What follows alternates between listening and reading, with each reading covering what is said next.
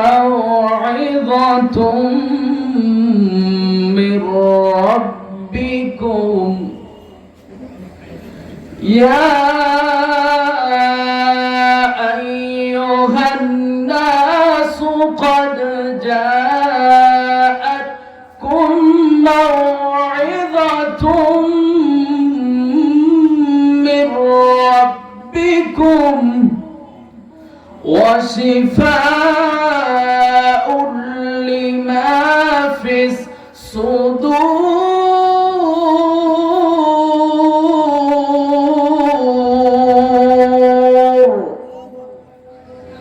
الله أكبر. بسم الله الرحمن الرحيم.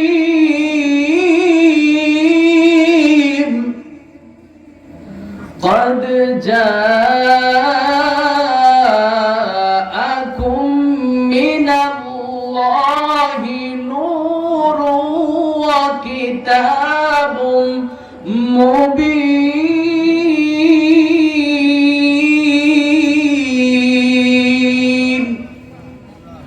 قال النبي صلى الله عليه وسلم من أحب سنتي فقد أحبني। অন্তরে শুধু মুখে নয়, জান্নাতের আশায় নয় হে রাসূল, জাহান্নামের ডরে নয়। তোমায় পাওয়ার আশায় মন ছুটে যায় মদিনায়। তোমায় পাওয়ার আশায় মন ছুটে যায় মদিনায়। এ আশিকে দিদার দাও না, আর দূরে থাকিও না। হে রাসূল তোমায় ভালোবাসি, অন্তরে শুধু মুখে নয়, জান্নাতের আশায় নয় হে রাসূল, জাহান্নামের ডরে নয়। কথা বলেন ঠিক কিনা? সম্মানিত মুআজ্জাজ মুহতারাম কি আরেকটু জোরে বলেন। এই সূরা ইউনূসের ৫৭ নম্বর আয়াত আমি আপনাদের সামনে তেলাওয়াত করেছি। বিশ্বনবী সাল্লাল্লাহু আলাইহি ওয়াসাল্লামের অসংখ্য অগণিত হাদিসের ভিতর থেকে ছোট্ট একটা হাদিস আমি আপনাদের সামনে তেলাওয়াত করেছি। আমি চেষ্টা করব এই তেলাওয়াতকৃত আয়াত এবং হাদিসের উপরে ভিত্তি করে দুই একটি কথা আপনাদের কাছে বলার। আল্লাহ পাক রব্বুল আলামিন আমাকে বলার, আপনাদেরকে শোনার এবং বক্তা শ্রোতা উভয়কে আমল করার তৌফিক দান করুক। বলছি আমিন। আর একটু জোরে বলছি আমিন। তাহলে আমরা এখন সরাসরি চলে যাব কোথায়? কোরআনে। কোথায় যাব? কোরআনে যাওয়ার পূর্বে কাছের থেকে একটু শয়তান যাওয়ার দরকার আছে না নাই? এক কথা পাই না, আছে না নাই? আলোচনার শুরুতে আমি আরেকটা কথা বলতে চাই, সেটা হলো এই বর্তমান জামানায় মাহফিল বাড়ছে না কমছে? বাড়ছে না কমছে? বাড়ছে। মাহফিল বাড়ছে, কোরআনের আলোচনা বাড়ছে, কিন্তু আগের তুলনায় মসজিদের মুসল্লি এখন কমতেছে না বাড়তেছে? বাড়তেছে। মাশাআল্লাহ, আমার মসজিদে কমতেছে, আপনাদের বাড়তেছে। আলহামদুলিল্লাহ, আলহামদুলিল্লাহ। তো আমার মসজিদে কমতেছে। আমি আপনাদের কাছে এটা সর্বপ্রথম বলতে চাই, সিয়াসাতটা যে কিতাব আছে, হুজুর আলেম ওলামাগণ যে কিতাবগুলো থেকে মানুষদেরকে দলিল দেন, হাদিসের কিতাব, এর একটা কিতাবের নাম হলো কিতাবুল বুখারী। জোরে বলেন নাম কি? এই বুখারী শরীফের সর্বপ্রথম যে হাদিসটা নিয়ে আসা হয়েছে, রাসূল সাল্লাল্লাহু আলাইহি ওয়াসাল্লাম বলেন, ক্বালান নবিয়্যু সাল্লাল্লাহু আলাইহি ওয়াসাল্লাম ইন্নামাল আ'মালু বিন্নিয়াত। রাসূল করিম সাল্লাল্লাহু আলাইহি ওয়াসাল্লাম বলেন, মানুষের আমল কবুল হয় নিয়তের উপরে নির্ভর করে। কি হয় ভাই? মানুষের আমল কবুল হয় নিয়তের উপরে নির্ভর করে। রাগ করতেছেন? কথা বুঝতে কষ্ট হচ্ছে? যদি বলেন কিসসা ধরেন তাও জানি, সমস্যা নেই। তাহলে রাসূল বলতেছেন যে মানুষের আমল কবুল হয় নিয়তের উপরে নির্ভর করে। তাহলে এই হাদিসের থেকে বোঝা যায় যে আমল আমি আপনি করি না কেন, এটা করবার পূর্বে নিয়তকে খালেস করা দরকার। কি করা দরকার ভাই? নিয়তকে ইসলাহ করা দরকার, নিয়তকে সহি করা দরকার। যদি নিয়তে গরমিল থাকে, নিয়তে ভেজাল থাকে, কোন আমল আল্লাহর দরবারে কবুল হবে না। কথা বলেন ঠিক কিনা? আজকে আমাদের এই জালসাগুলোর অবস্থা হয়েছে এমন, বক্তা যদি একটু সুরেলা হয়, বক্তা যদি ওয়াজ একটু ভালো হয়, তাহলে বসে ওয়াজ শুনি। আর বক্তা যদি একটু খারাপ হয়, তাহলে উঠে দৌড় দেয়। কথা বলেন ঠিক কিনা? তো এই ব্যবহারগুলো যে আমি আপনি করি, তাহলে আপনাদের কাছে আমার কথা হলো, তাহলে আপনারা কি কোরআন শুনতে আসছিলেন না বক্তার সুর শুনতে আসছিলেন? কোরআন শুনতে আসছিলেন, এটা আমার বিশ্বাস হয় না। কারণ আজকে এদেশে একজন ভাইরাল বক্তা নিয়ে আসেন, ভাইরাল বক্তা নিয়ে আসলে কি হয়, জায়গা দেওয়ার মতো জায়গা থাকে না, এত লোকের সমাগম হয়। ওই ভাইরাল বক্তা যখন স্টেজ থেকে নেমে যায়, সমস্ত মানুষগুলি তার কাছে কাছে চলে যায়। তো এই যে চলে যে যায়, এর মানে বোঝায় যে এই মানুষগুলি আসলে কোরআন শুনতে আসে নাই, আসছে বক্তার সুর শুনতে, বক্তার চেহারা দেখতে। কথা বলেন ঠিক কিনা? তো আমরা কোন নিয়তে আসছি ভাই? কোরআন বোঝার জন্য আসছি তো ইনশাআল্লাহ? না চিন্তা করবেন একটু পরে যদি ওয়াজ খারাপ হয় উঠে দৌড় দেবো। কথা বলেন ঠিক কিনা? যারা আসে নাই ওদের আসার দরকার নাই, কারণ কিয়ামত পর্যন্ত এরকম একদল থাকবেই, আমি আগেই বলেছি। যারা আসে নাই ওদের আসার দরকার নাই। আমরা যারা আসছি তারা আর উঠবো না ইনশাআল্লাহ। আবার বলেন ইনশাআল্লাহ। সবাই আমার সঙ্গে বলেন বিসমিল্লাহির রহমানির রহিম। ইয়া আইয়ুহান নাসু ক্বাদ জাআতকুম মাউইযাতুম মির রাব্বিকুম وشفاء لما في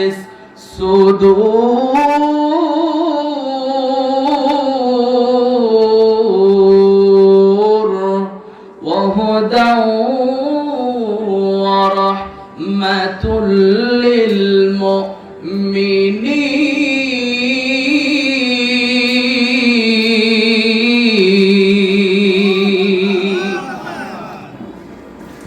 আল্লাহ পাক রব্বুল আলামিন পবিত্র কোরআনুল কারীমের সূরা ইউনূসের 57 নম্বর আয়াতের মধ্যে সুন্দর করে तमाम পৃথিবীর মানুষদেরকে ডাক দিয়ে বললেন, পৃথিবীর মানুষেরা তোমরা শুনে নাও, ওই জমিনের উপরে তোমাদের পথ চলার জন্য, তোমাদের পথটাকে সুন্দর করার জন্য, ইহদিনাস সিরাতাল মুস্তাকিমের পথে অটল অবিচল থাকার জন্য আমি আল্লাহ পাক রব্বুল আলামিন তোমাদের হেদায়েতের জন্য একখানা গ্রন্থ নাযিল করলাম, যার নাম হলো কোরআন।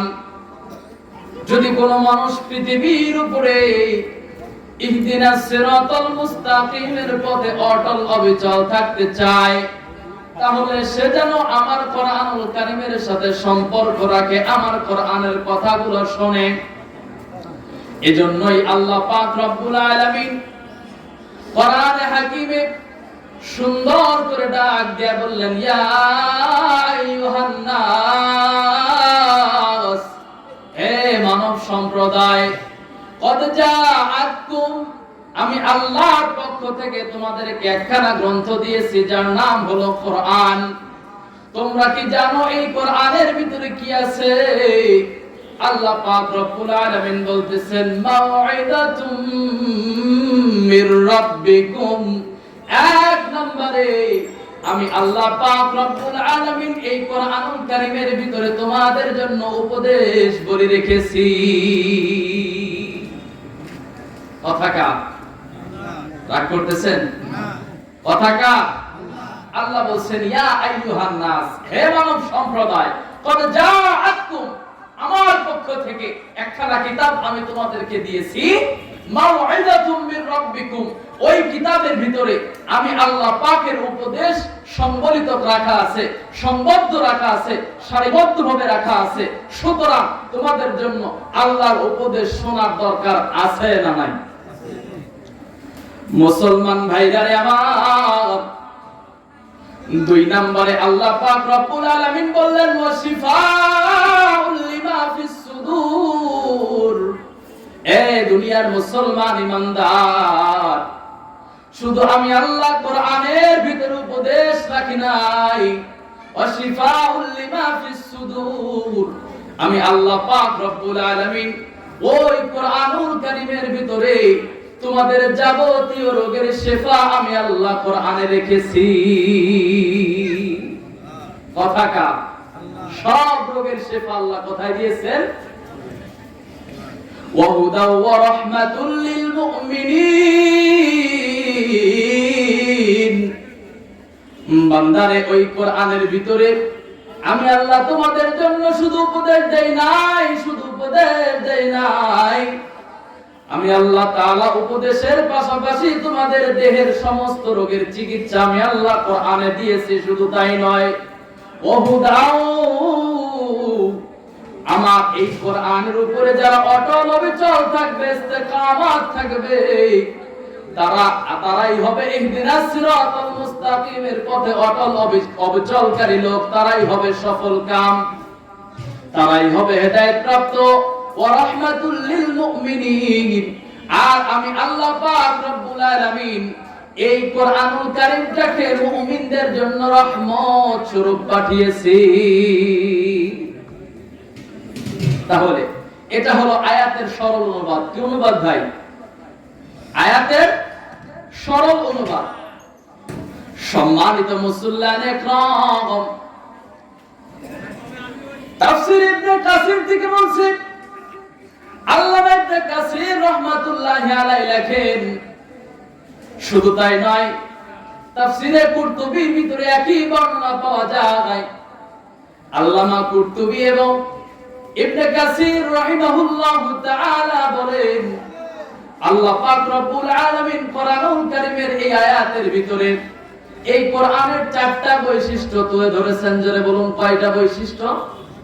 4টা বৈশিষ্ট্য। 1 নাম্বার, মাউইযাতুম মির রাব্বিকুম।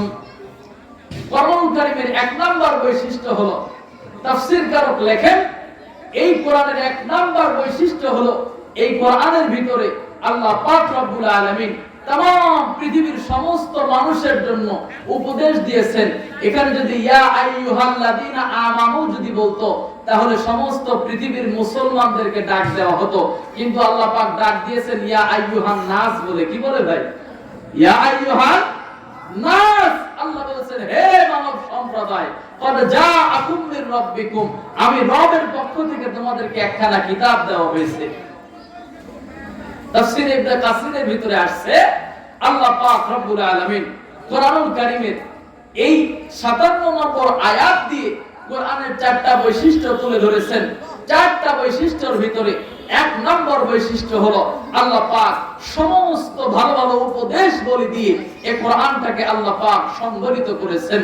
সুতরাং আল্লাহ পাকের চাইতে বড় উপদেশদাতা পৃথিবীতে আর কেউ কোনোদিন ছিল না, এখন নাই, ভবিষ্যতেও থাকবে না। কথা বলেন ঠিক কিনা? 2 নম্বর, অশিফাউল লিমা ফিস সুদূর। সদরুন এর বহুবচন হলো সুদূর। সদরুন শব্দের অর্থ বুক।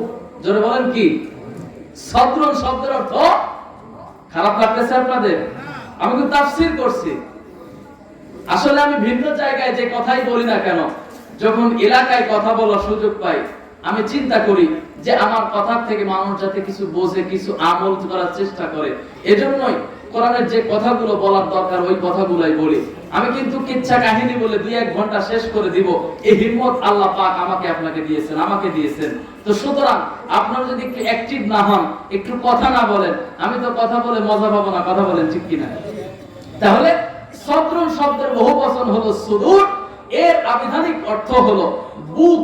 আমাদের সকলের বুক আছে না নাই? ইবনে কাসির রাহমাতুল্লাহি আলাইহি এখানে ব্যাখ্যা করতে গিয়ে বলছেন যে ওয়াশিফাউল লিমা ফিস সুদূর, আল্লাহ পাক রব্বুল আলামিন এই শব্দের দ্বারা মানুষের অন্তরের ভিতরে, এই বুকের ভিতরেই তো অন্তর আছে, কথা বলেন ঠিক কিনা? অনেকের অন্তরে ব্যথায় ব্যথিত হয়ে যায়, যারা প্রেম করে সেকা খায় এদের অন্তরে কি যে জ্বালা ওরাই ভালো জানে, কথা কন ঠিক কিনা? এক কথা কয় না? এখানে অধিকাংশ মুরব্বী তো প্রেমের জ্বালা মনে হয় বুঝে না। হ্যাঁ, মুরব্বীরা এখন ভালো বোঝে, কথা বলেন ঠিক কিনা? তাহলে এই অন্তরের শেফা শব্দের অর্থ হলো আরোগ্য। কোন মানুষের যদি রোগ হয়, কি হয় ভাই? রোগ হয়, রোগ সেরে যাওয়াকে আরোগ্য বলা হয়, যেটা আদিকালে ব্যবহার করা হতো। এই জন্য আল্লাহ পাক রব্বুল আলামিন বলছেন যে আমি আল্লাহ পাক রব্বুল আলামিন এই কুরআনুল কারীমকে মানুষের অন্তরের শেফা হিসেবে নাযিল করেছি। কিসের শেফা? অন্তরের। আল্লাহ পাক রব্বুল আলামিন বললেন ওয়ানাজ্জিলু মিনাল কুরআনি মা হুয়া শিফাআ, আমি আল্লাহ পাক রব্বুল আলামিন এই কুরআনটাকে নাযিল করে দিয়েছি মা হুয়া শিফা, সমস্ত রোগের চিকিৎসা হিসাবে আমি আল্লাহ পাক রব্বুল আলামিন এই কোরআনুল কারীমটাকে নাযিল করে দিয়েছি। এই আয়াতের ব্যাখ্যায় মুফাসসিরিন ইকরাম লিখেছেন একজন মানুষের সমস্ত দেহের রোগ, সমস্ত অন্তরের রোগ, একজন মানুষের যত প্রকার রোগ আছে সব রোগের চিকিৎসা হিসাবে আল্লাহ কোরআনকে নাযিল করেছে। আল্লাহু আকবার। তাহলে তাফসীর ইবনে কাসিরের ভিতরে আসছে যে আল্লাহ পাক এই আয়াত দ্বারা, এই আয়াতের ভিতরে কোরআনের 4টা বৈশিষ্ট্যের কথা তুলে ধরেছেন। এক নাম্বার বৈশিষ্ট্য হলো উপদেশ দিয়া আল্লাহ পাক এই কোরআনটাকে সাজিয়ে দিয়েছেন, লিপিবদ্ধ করে দিয়েছেন। 2 নাম্বার বৈশিষ্ট্য হলো আল্লাহ পাক রব্বুল আলামিন ওয়াশিফাউল লিমা ফিস সুদূর, এই যে বুকের সমস্ত রোগের শেফা হিসেবে দিয়েছেন। এখন আমার কথা হলো শুধু জ্বর আসলেই রোগী হয় না, শুধু ডায়াবেটিস হইলেই রোগী হয় না, শুধু মাথা ব্যথা হইলেই রোগী হয় না, আমাদের সকলের একটা অন্তরের ব্যাধি আছে না নাই? এক কথা কয় না, আছে না নাই? আমাদের অন্তরের ভিতরে নেফাকি আছে না নাই?